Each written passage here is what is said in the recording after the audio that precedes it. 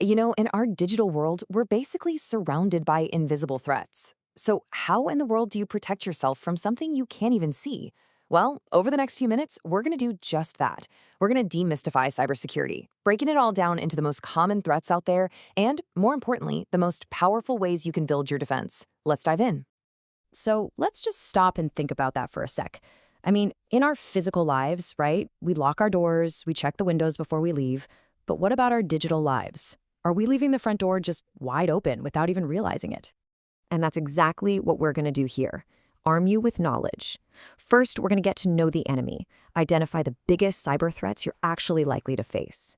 And then we'll get into how to build a practical, really powerful defense against them.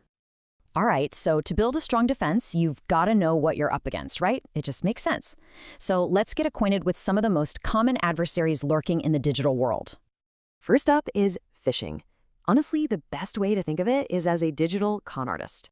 It's that super urgent email from your bank or maybe a text about a package delivery that looks legit, but it's totally designed to trick you. They want you to hand over your passwords, pay a fake bill, or just click that one malicious link. It is by far the #1 way attackers get in the door. Next up is the one you always hear about in the headlines, ransomware. This is basically a digital lockdown. Just imagine all of your important files, your photos, your documents, everything are suddenly scrambled and totally unreadable. And then the attacker demands money, a ransom, to give you the key to get it all back. And guess how it often gets in? Through those very same phishing emails we just talked about, or by finding a weak spot in your systems. And that brings us to malware.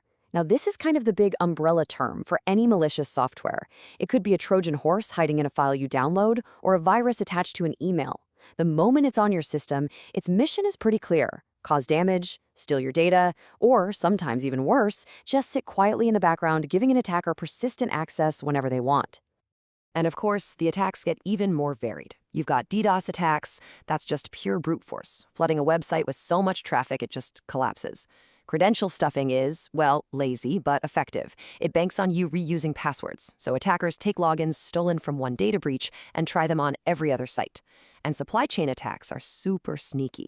Instead of targeting you directly, they go after a software provider you already use and trust, and they use them as a backdoor right into your systems. Okay, so we know the what. Now for the how. How do you actually spot these things in the wild?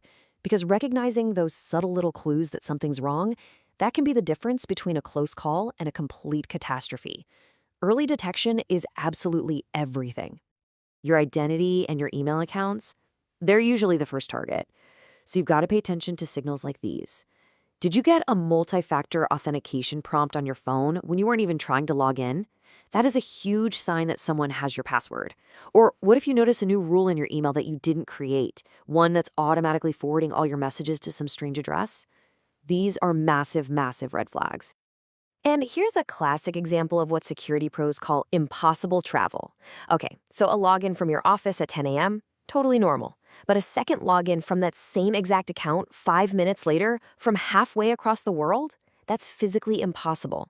It's a crystal clear sign that someone else has your credentials. Ransomware doesn't just happen in a flash. First, attackers try to disable your defenses. They'll try to turn off your antivirus or maybe delete your system backups, things like shadow copies that Windows uses for recovery. If you see this kind of activity, especially suspicious scripts running, it's pretty much an attacker clearing the way for the main event.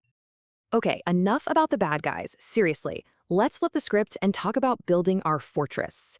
We're now shifting into proactive, powerful prevention strategies that can actually stop these attacks before they even get started. See, effective prevention isn't about one single magical tool. It's a combination of smart habits. Enforcing multi-factor authentication, or MFA, that's the single best thing you can do to protect your accounts. Keeping your software patched and updated closes the security holes attackers just love to exploit. Having offline backups means that even if you get hit with ransomware, it can't touch your safety net. And training people to spot phishing, that is the critical human layer of your defense. So think of a modern defense strategy as having 5 interconnected pillars, not just a single wall. You need strong identity controls, diligent patching, resilient backups, ongoing user training, and of course, continuous monitoring to spot those red flags we talked about. The idea is, if one pillar gets a little weak, the others are right there to support the entire structure. But what if, despite all your best efforts, an alarm does sound? Well, panic is not a strategy. What you need is a clear, predefined plan. So let's walk through the emergency checklist.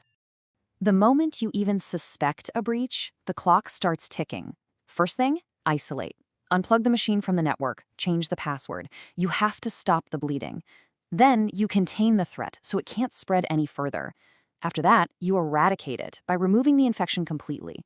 And this is where those backups become your lifeline. You recover using a clean, trusted source. And finally, you learn from the incident to improve your defenses for next time. So, after looking at all of this, the threats, how to detect them, and how to respond, what's the big takeaway?